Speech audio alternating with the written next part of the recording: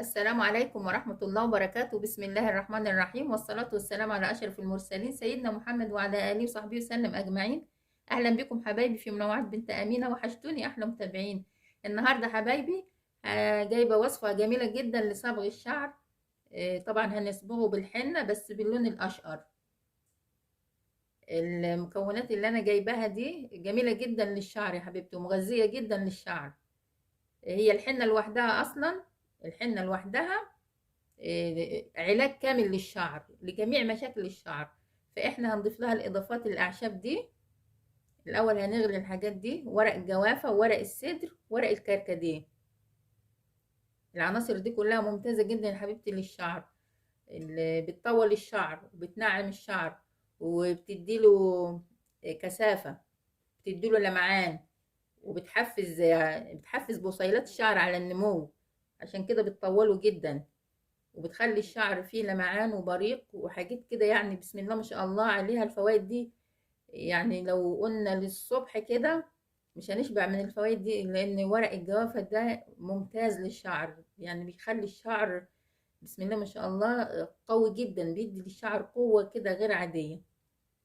تحس ان في مادة قابضة كده بتدي للشعر متانة وطول، وبتقضي على القشرة. كل العناصر دي علاج كامل للشعر. فاحنا هنضيفها للحنة بس بعد ما نغليهم ونضيفهم عليهم. نشوف هنعملهم ازاي كده يا حبايبي. بسم الله الرحمن الرحيم. هنجيب اي كسرولة كده، بسم الله الرحمن الرحيم، وننزل فيها بالعناصر بتاعتنا، ونصب عليها المية وهنرفعها على النار.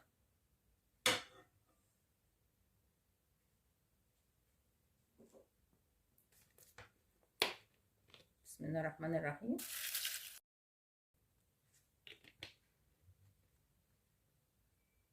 هنرفعها على النار عشان نغليها.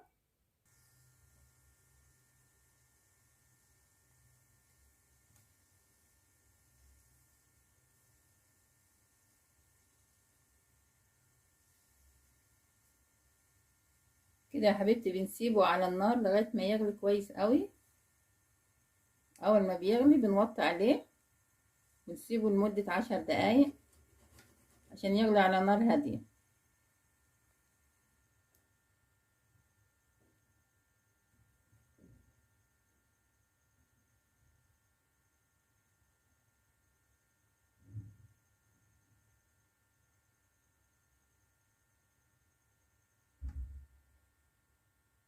بعد مرور ال10 دقايق يا حبيبتي بنطفي عليه، نسيبه يبرد ونصفيه. بسم الله الرحمن الرحيم. بعد كده بعد ما بارد يا حبيبتي بنصفيه. بسم الله الرحمن الرحيم. بسم الله الرحمن الرحيم. بنجيب بولة بننزل فيها 3 معالق حنة يا حبيبتي. طبعا الحنة حسب طول الشعر بتاعك وحسب كثافة الشعر.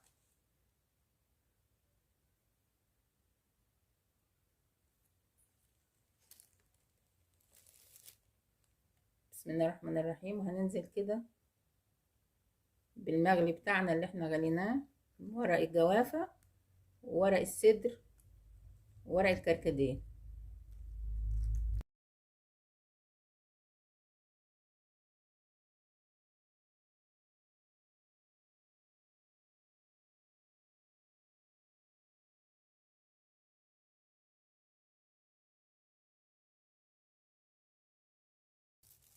بعد ما عجناها كده يا حبايبي هنغطيها كويس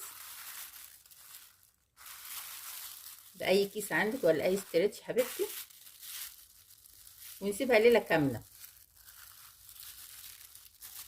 بعد كده الصبح يا حبيبتي تتحني بيها.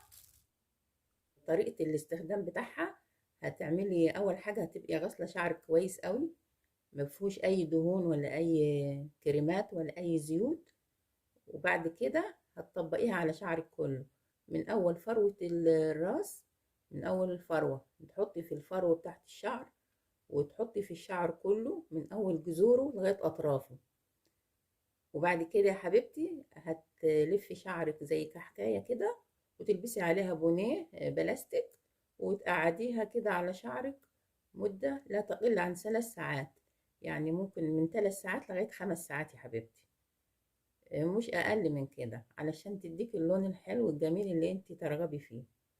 بعد كده هتغسلي شعرك بالمية الفترة عادي جدا، وبالشامبو اللي انت بتحبيه وبتستخدميه، وتسرحي شعرك التسريحة اللي انت عايزاها، وكده تبقي حصلتي على الصبغة المرغوب فيها. حبيبتي لو عجبتك الوصفة متنسينيش في اللايك والشير والسبسكرايب وتفعيل زر الجرس، واستودعكم الله الذي لا تضيع ودائعه، والسلام عليكم ورحمة الله وبركاته.